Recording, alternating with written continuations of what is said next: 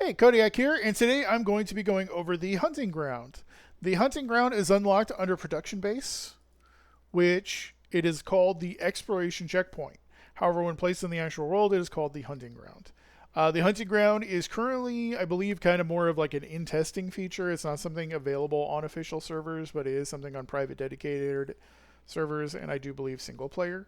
The main function of this building is to basically let you send workers out onto expeditions across the map. So, for example, you can see here's kind of like the map, and you can see there's a variety of ancient ruins and beast slayers, as well as the ancient ruins dungeons, holy ruin dungeons, and even the dynamically generated ancient dungeons. Those three categories kind of fall out to what kind of loot that they give. So, for example, here on the beast layers and ancient ruins, there's really no automated way to get claws. So, for example, if you were to put down like a variety of pens, there's nothing in the pens that would give you claws. But here you could do an expedition and return claws back as part of the loot for this. In order to send that expedition, you actually have to put in materials. So, for example, tiger nuts, one of these types of bandages, broth, etc. So basically, you're trading these types of resources and your uh, tribesmates' time to go out and go get this. This pairs really well with, for example, um, the training grounds. And the reason is because like these guys are going, you're going to be chewing through armor, you're going to be chewing through weapons, and you need to repair them.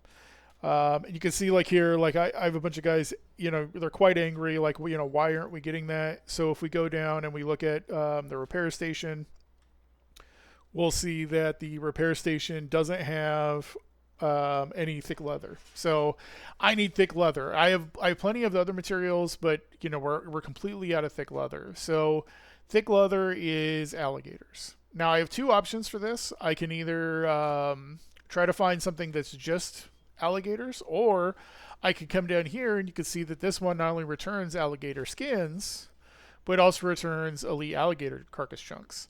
Now, in this case, I don't really need this. This would be, I already have plenty of elite alligator carcass chunks from running this earlier. So what I actually want to do is I actually want to run this one, which actually has alligator skins and alligator carcass chunks. So this is like double the alligator skins. The sharp fangs are going to be kind of useless to me, and the rest of this stuff is, but this will like super juice the amount of thick leather that I get, which is what I do. So I'm going to click on dispatch here.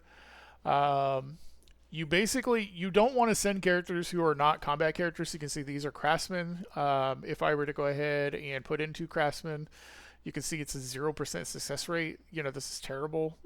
Don't waste your craftsman's time.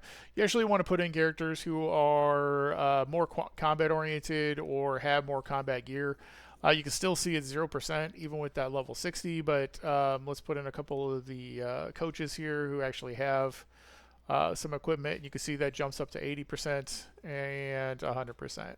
At 100%, I've never had anybody be injured or die or otherwise. They all seem to be doing pretty well. In terms of these materials, and I'll show you here in a second, I actually bring these over to the actual station, and the reason is because that forces it to use the appropriate items. So instead of using the premium bandages, I wanted to use the simple. I wanted to use the cooked fish instead of the cooked meat, and I wanted, the roasted tiger nuts kind of just in there. So now that I have that, I just hit depart. They're going to gather up for 10 seconds, and then they're going to go out. And the amount of time that it'll take to run will actually kind of update here. You can see, kind of see in the background they like came over here, and off they go. So now you can see that I have the expedition squad up here, 23 minutes. So in 23 minutes, they will bring back like a bushel of alligator carcasses, alligator skins, etc. And it kind of goes out there. And you can kind of see which ones where for the different ones. You can have up to 5 different dispatch squads out at one time. So you can actually dedicate quite a few guys out there. It's pretty good. You can have them all farm the same one and just like mass hit one up. And that's actually what I'm doing with a lot of my guys here is I have another tribe member who actually has most of the crafters, and then all the combat characters that I have will be largely dedicated to pulling in these types of resources. You can hit retreat if you're like, man, I need my guys back like immediately. You can hit retreat, they will come back. They'll do that. I will say you do have to be a little bit cautious with this. I've heard of some bugs because it is so new where sometimes they will just get into like a doom loop where they will just constantly go out and never actually get enough rest.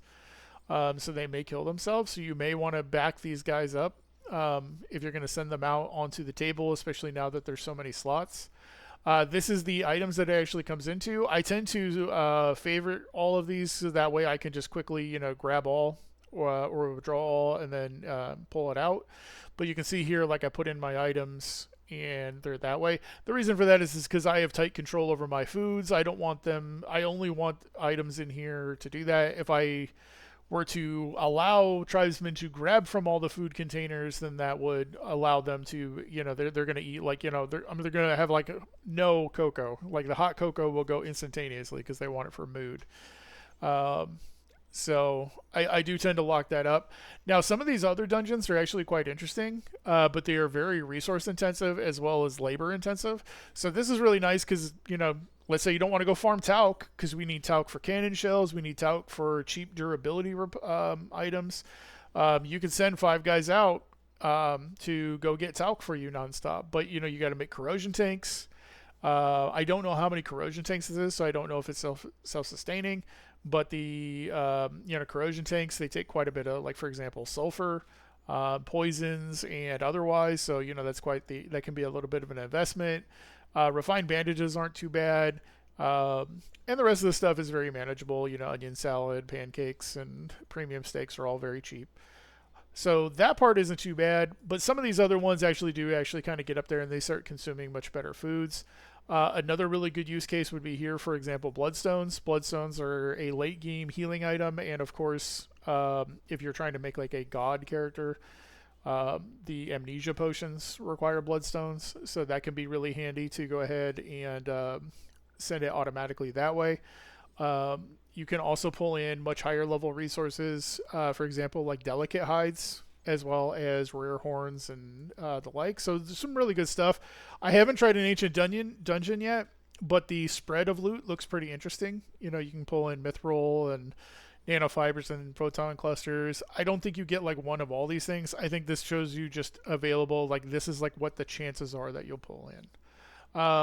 To unlock some of these, you actually have to go ahead and like this one is kill the chief terminator. So it's like you actually do have to run it once yourself in order you can do it. And prior to that, you can't even get to that stage if you haven't even gone to the place and discovered it. So that's kind of how this works. It's really good. Each map has their own kind of like set of resources and lists here that you can go get and discover.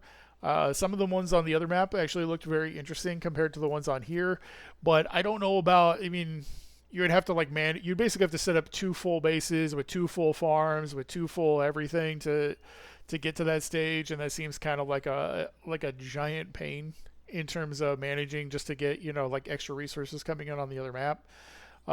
There are certainly things here that you can't get, so maybe that would be good or otherwise, but honestly, you're probably just better off just picking one of the maps, sticking to it, and then kind of going more that route.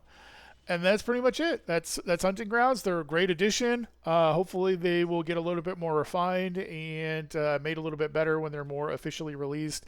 Hopefully fix any issues here of doing things like that. So that's it. Thanks.